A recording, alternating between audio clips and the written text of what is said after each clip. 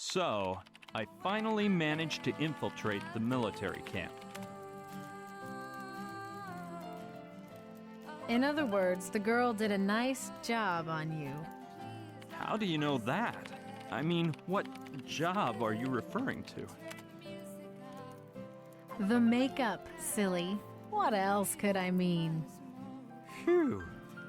Well, anyway, this Lokelani took the cosmetics and some clothes to the bar, did my makeup real fast, and then afterwards I changed behind some bushes and...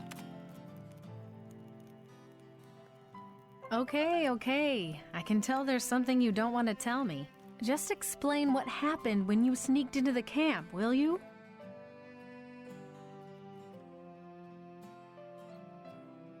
All right. It's a miracle I'm alive, Sushi. The whole thing made a 180-degree turn, and nothing had prepared me for what was waiting inside. What I did figure out fast was that they were desperately awaiting Pignon's arrival. No sooner did I set down the suitcase in my tent than O'Connor told me the colonel was requesting to meet with him immediately. I tried not to get nervous. If Kordsmeyer recognized me, my fate could be sealed. And when I got to his tent...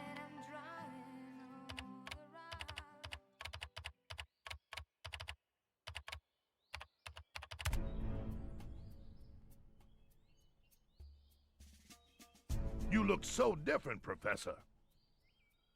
I didn't remember you being so young. You know, we French have the magnifique skin creams. Oh, you Europeans. Fancy a cigar? Havana's finest.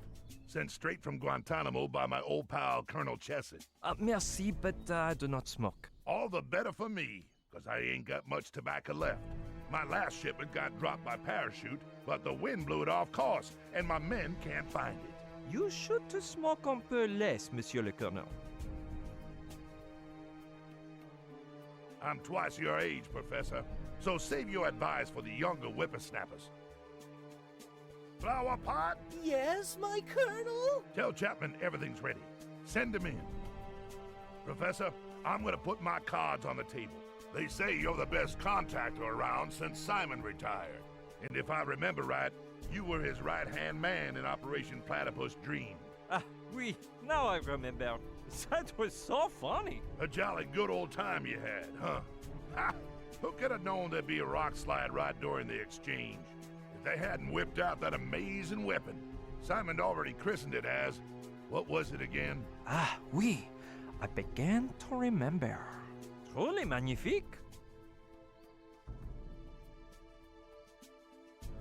The NG-0.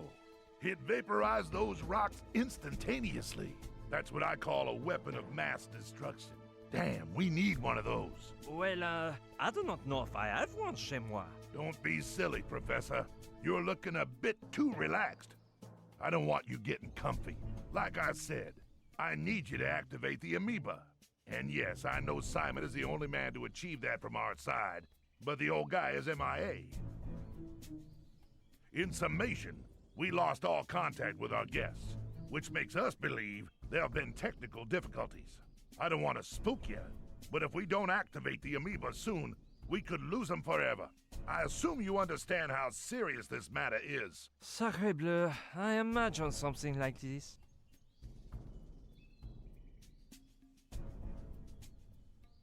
I can't quite figure out your accent, Professor.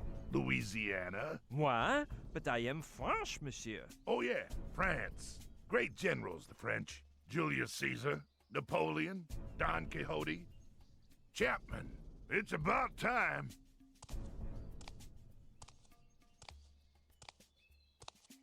Sir. Professor Pignon, this is Lieutenant Colonel Chapman, my second in command. He'll take you to your workspace and give you the procedural briefcase. You'll start working immediately, and I'll let you do so by yourself, as your damn agency's rules ordain. However, I'll be watching your progress up close, and I hope you bring me some good news soon. Open the amoeba, and everything will go just fine.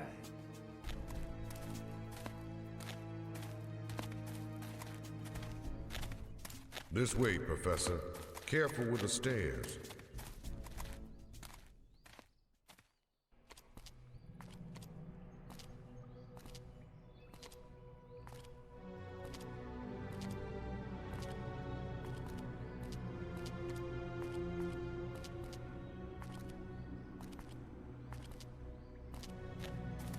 Please don't fall behind, Professor.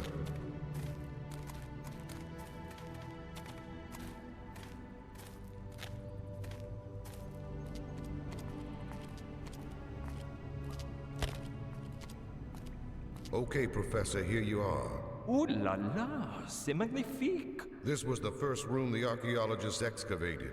The public only had access to the Tiki Temple room, and they made this room into their center of operations. It's shameful the way we evacuated them out of there, and with no prior warning or reasonable explanations. We used to act with decency and honor. Ah oui, I remember. With the major decency. I'll leave the procedural briefcase here for you. Inside the computer on that desk is all the information gathered about the amoeba by Simon in the past few years, before his sudden departure. Anyway, I know you're aware of this, but let me insist about the catalyzing glove. As you know, the original was accidentally broken during the dream of the hippocampus, and the budget to make this replica was more than all the lunar missions combined. So don't forget, protect that glove with your life.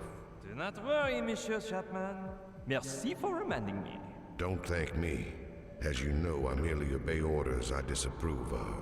Well, Professor, I'll let you work.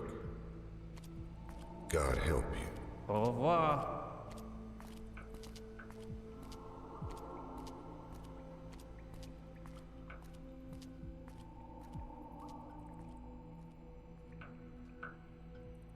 Bizarre présence à Chapman. Ils sont, and has so many catalyzing gloves. Plus, he seem a bit paranoid, like he seen Codsmire. Hey, why do I keep using that French accent if nobody's around? Anyway, Codsmire's got another thing coming to him if he thinks I'm gonna sit here and open up amoebas. As if I had time for games. The important thing is I'm here, and now I'm free to roam around the camp, find out where they're holding Gina, and escape on Knife's motorboat full speed ahead. Watch out, Army. Here I come. I thought we had an understanding, Professor. When you open up the amoeba, you'll be free to do as you wish. But in the meantime, your place is here, in this room. Oh, man. The thing is, I take the 15 daiquiris in the boat, and since there's no lavatory, I have the need of doing le pipi. Give it up, Professor. Even though I can see you perfectly, I can't hear you. No? And if I want to the 1-2 punch on the face? I repeat, I cannot hear you. So please shut your mouth and get down to work. Well, I guess this means he can't hear me.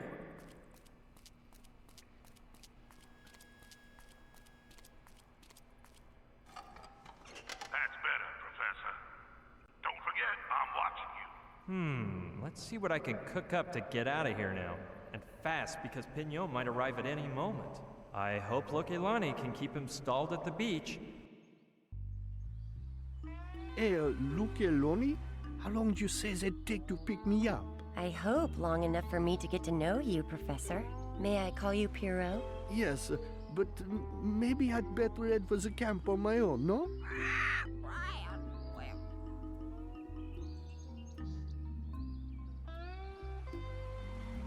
You could wait in my hut and change out of those sweaty clothes. That's a tempting offer, but... Oh, I'm in a bit of an hurry, and I... Silence. Oui, madame. I have confidence in her, abilities. So, let's get down to work.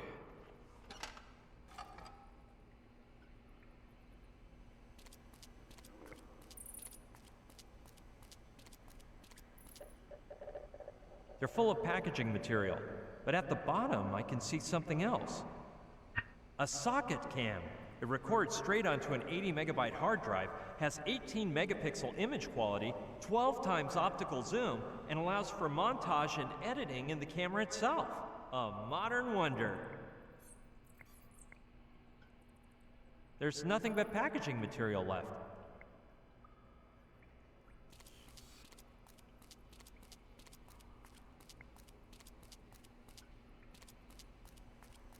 There are just bottles of paint and a box full of plastic bags.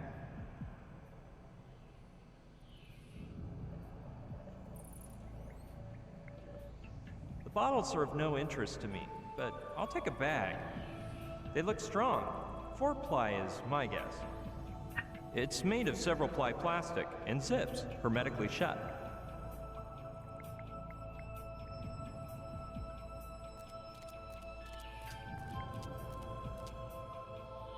It looks pretty safe and sturdy. Let's climb.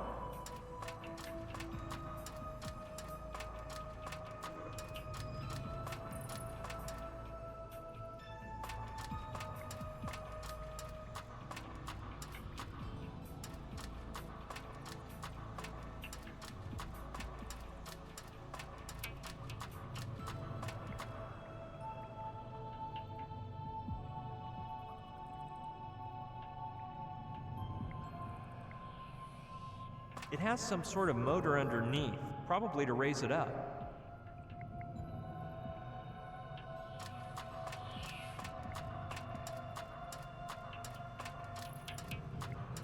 They're surely used to lift up the platform.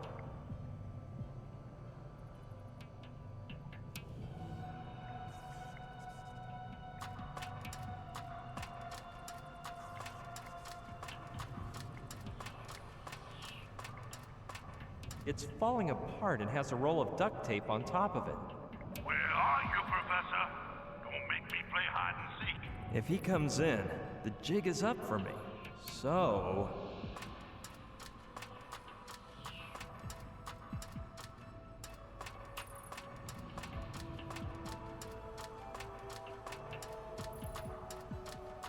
better get back down. Darn.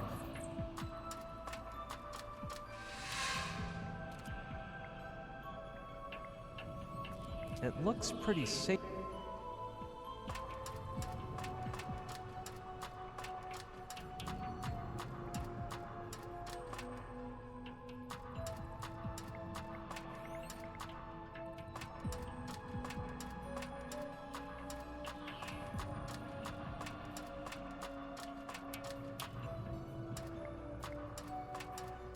Sure, I'll take it.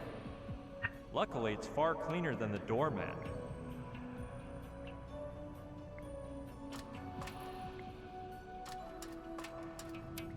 Let's see. This is a bit complicated, but since the socket cam is equipped for loop mode playback, I could record myself sitting at the computer for a while, make a loop containing that footage, and play it for hours by disconnecting the cable coming out of the surveillance camera and plugging it into the socket cam. The image Kordsmeyer would see is almost the same one he's getting now, so he'd never notice the difference. In the meantime, I could search for Gina as long as I want. But now that I think of it, there's one tiny problem. The socket cam could fall down while the surveillance camera is moving, and my plan would end up thrown for a loop. Hey, wait a minute. That roll of duct tape might be just what I need. I'll have to choose just the right moment so that Kordsmeyer doesn't notice anything. Here we go.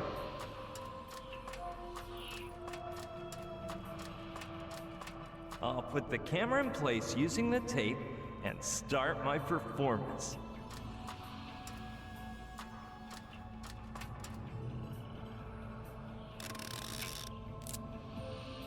Now quickly, to the computer.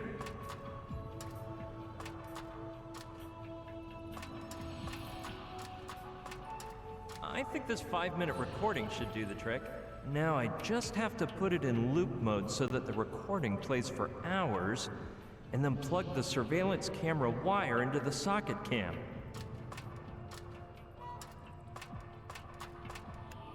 Done. If everything goes right, I'll be able to escape from this room without any flack from Kordsmeyer.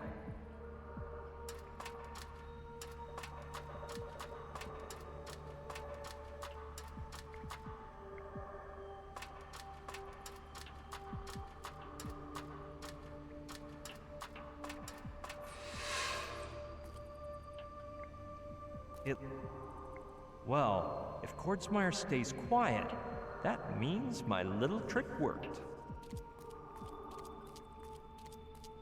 Hey, 18! Wait, I hear some voices over there. Why can't we choose our own numbers? Impossible. That don't work, 13. Tarantula let us do that once for fun, and she ended up with 30 guys fighting to be number 1. You got number 13 fair and square, and 13 you'll keep. What about Mr. 11? Don't that sound cool? Forget it. You can only use a number that isn't busy, and there's already a Mr. 11. I can't stand the superstitious. Wait, it ain't superstition, but... well... Excuse me, my lady. We'll shut up now.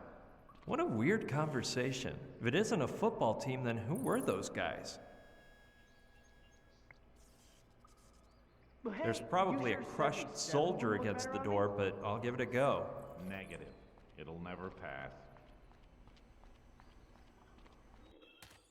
Well, if it isn't O'Connor, great. That'll make things easier for me. No, Caddy, the audition. Don't you remember that application form I sent in? And that's not all. I climbed a palm tree, too. Several times. Well, more than once, man. That's what several means, doesn't it? S-E-V-V-R-U-L. No. Several, which means 2 or more. No, that's not it, Caddy. The thing is, I like to read. If you followed my cue, you might get a tryout yourself. Bonjour, Monsieur O'Connor. Gotta go, man. Duty is calling. Call me later on Channel 5. Professor, you're gonna get me in big trouble. The Colonel has told me I'm absolutely not to let you out of here. Tranquille. Right now, Monsieur Kordsmeyer is seeing my hard work in the control room.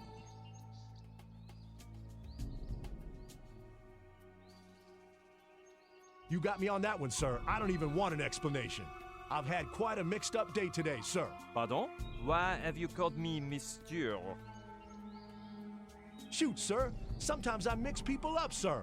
You'll get to know me better and see, sir. Hey, Professor. It's the same. Call me Monsieur if you wish. Whatever you order, Professor. Sir. With who were you speaking on the walkie? With Private Cadwallader, sir. He's an utter fool, but he's my best buddy. And I'm teaching him to add up numbers. It ain't easy for him, because his fingers are all twisty, and he can't stretch them out right. What do you know about this place? The same thing I know about almost everything, Professor, sir. A bit more than nothing. Have you ever heard of CIA 2? No, sir. I had no idea they'd open branch offices. But I think it would be a grand workplace for a nice soldier/lumberjack who you and me both know. So tell me about those ruins and that temple inside. No soldier in the regiment is authorized to go in there, sir. I was only there the day we arrived, to throw out the archers and put up a big steel outpost. Archers? Yeah, but they'd left, sir. The ones who were there were those guys in white robes who were looking around for broken things in old places. Archaeologists? Dang, sir. I just sounded like a complete idiot. Do you know what the amoeba is? No, sir, but I'm sure it's not that complicated. My grade school teacher always said, Zachariah O'Connor, you are simpler than an amoeba. You haven't heard of the Operation Platypus Dream, have you? Not a thing, sir. And I'll be a furry duck if I know what a platypus is used for. If you don't know anything, I probably shouldn't ask. My teacher used to say that too, sir. Dang, I messed up already. What do you use that big head for, O'Connor? Well, it makes the rest of me more attractive, wouldn't you say? We speak after, O'Connor. Sir, yes, sir. I was supposed to deliver a message to you when you came out of the temple. but I forgot. And why you not give it to me now? Sir, you are devilishly sly. You seem to figure out everything, don't you? For Professor Pierre Pignon. How did you get this? The boys over at Highway Patrol warned me a while back. The waitress at the beach told him to give it to O'Connor and nobody but. Merci, O'Connor. After, I return and we chat for a while. I wouldn't do that if I were you, Professor, sir. Why alone? We got orders to intercept you and take you to the Colonel if you exit the temple, sir. But you have not done this. Because where we're at, nobody can see us, sir. But if you walk just a ways from the temple and get into the guard's line of vision, you're in for a nice thrashing. Très bien, O'Connor. Merci for the warning. Sir, you're welcome, sir.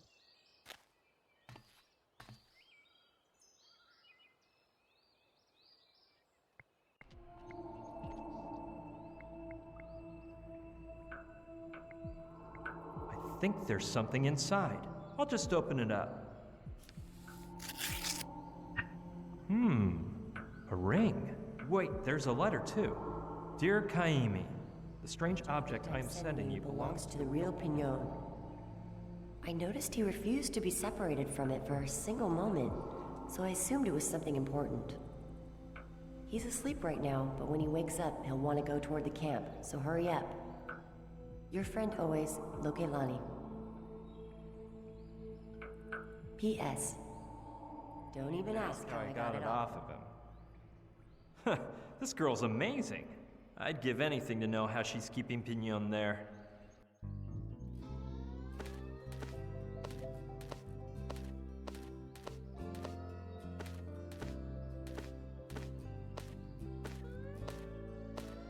Hello, my dear.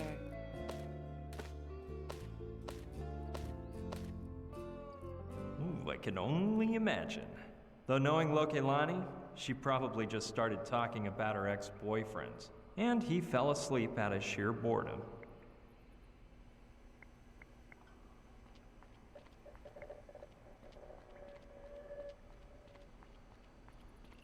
I'm supposed to do something with it, but I have no idea what.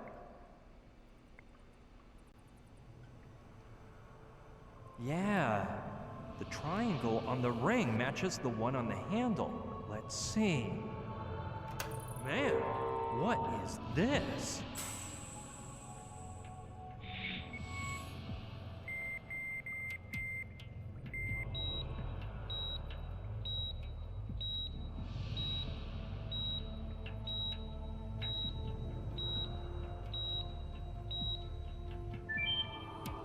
What a neato briefcase. I'd have to be low on street smarts not to ransack this baby. A pair of sunglasses, a card that was just activated, a glove made of, I'm not sure, it's like glass, but it's soft at the same time. No doubt about it. That must be the highly valuable catalyzing glove Chapman told me about. And hold your horses, man. This has got to be a neuralizer. I saw one in a movie and they used it to change people's memories. I heard they actually existed, but they never sold any at the mall. Well, that seems to be everything. It leads to a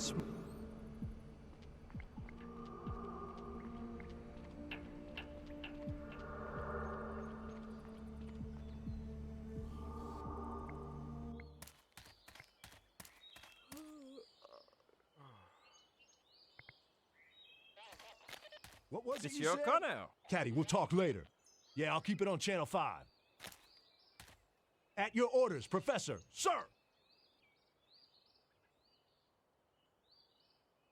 You haven't shown anyone the envelope you gave me, right? Sir, no, sir.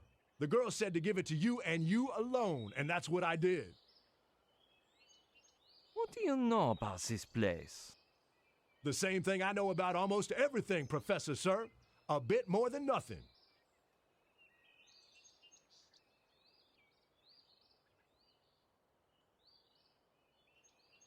If you don't know anything, I probably shouldn't ask. My teacher used to say that too, sir. Dang, I messed up already. Tout bien, Monsieur O'Connor. I'll leave you alone. Yes, Professor, sir.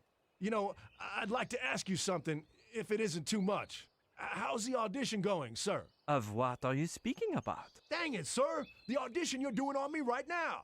If I pass, I swear I'll be a brave, hard-working soldier, just like I put on the application form for the intelligence service. And me? What do I have to do with all this? There's no need to pretend, sir. At first, I was a smidge confused. But then I realized you're not Pignon. You're the policeman disguised as a civilian who interrogated me at the beach. And when I saw your intelligence colleague with that envelope, I said, Zachariah, that officer has come here to scout out your talent, so don't mess up the audition. You talking to me about the CIA was the humdinger, sir. So, how is it that you, of all people, recognized me? I can't figure it out either, sir.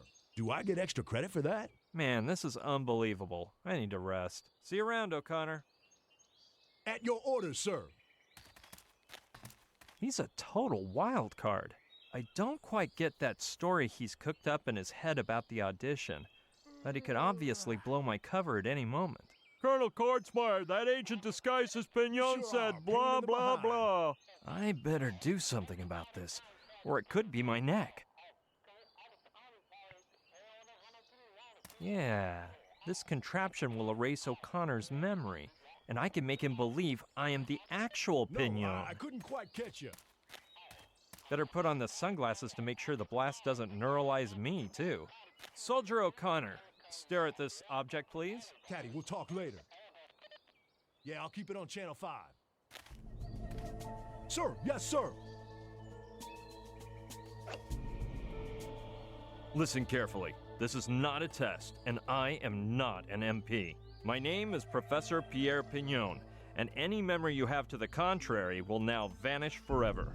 Oh, and from now on, you'll read no more weapons manuals, just Barbara Cartland romance novels.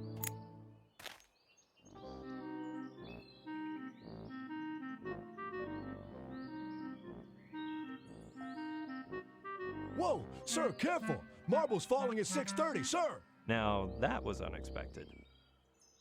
Anyway, is it clear who I am or not? Sir, yes, sir. But I'm not sure if I passed the test. Oh, man, it didn't work. Dang it, sir. I thought I was up to muster. Now what do I do with you, O'Connor? I'm all out of ideas. Do what you will, sir. I shall accept my punishment with honor and valor, sir. Wait a minute. Soldier, I'll give you one more chance to pass. Your task is to keep your mouth closed tight and not to tell my true occupation to anyone, not even Kordsmeyer himself. Sir, thank you, sir. On my honor as a Marine, I will not let you down. Just my luck. For once I get to use a neuralizer and it turns out to be a worthless model. I guess these marbles are what make the neuralizer work.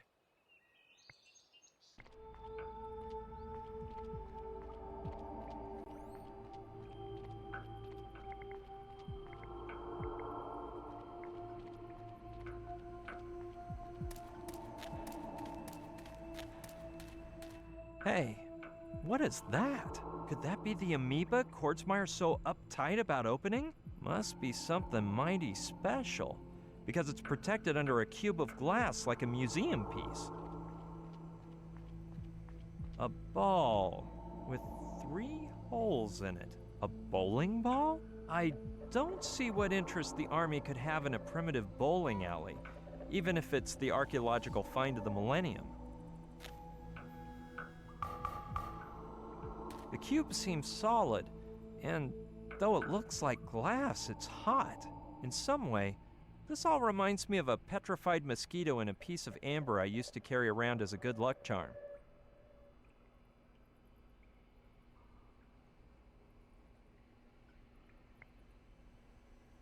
Like an ATM machine? Well, the size matches, and weirder things I have seen.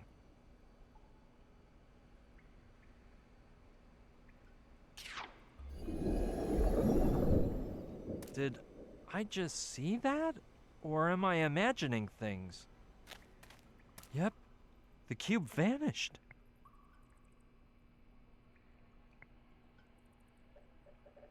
Doesn't seem too logical, but 3 holes? 3 marbles? What the heck?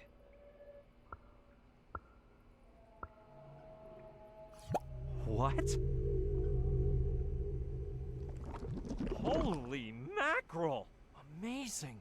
It's just floating there in midair.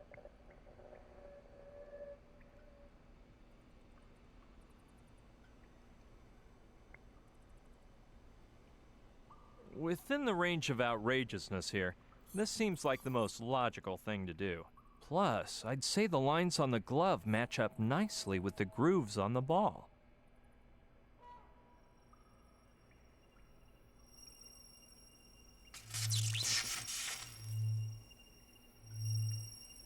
What the heck? It's as if two things had formed. I don't know how to describe them. This sounds crazy, but they look like twin black holes. Let's see. Man. If I stick my arm through one hole, it shows up 3 feet away in the other. Either I've been drugged or this is candid camera. Anything's possible. Whatever this is, it almost scared the catalyzing glove right off my hand. And it looks so fragile, it probably would have shattered to pieces.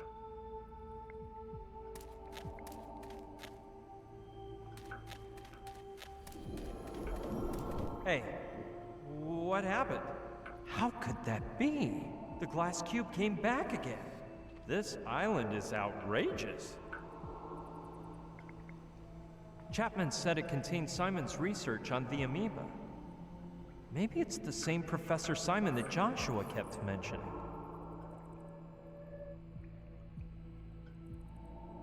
Pass. Move on to the next player. Though on second thought, the notes may give me hints on improving the performance of that floating space warp ball over there.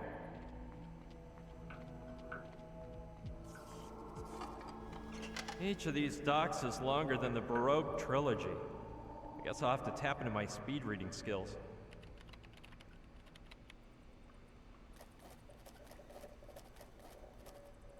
That took a while, but I've got it. I just whipped up a little schematic chart here. And if I've grasped the concept, I've been going down the right path up to now. The marbles, the glove, the appearance of the black holes, vortices according to Simon. But what I have yet to do is even more unbelievable. When the points appear, I have to concentrate on a specific location in space so that point B will travel to it.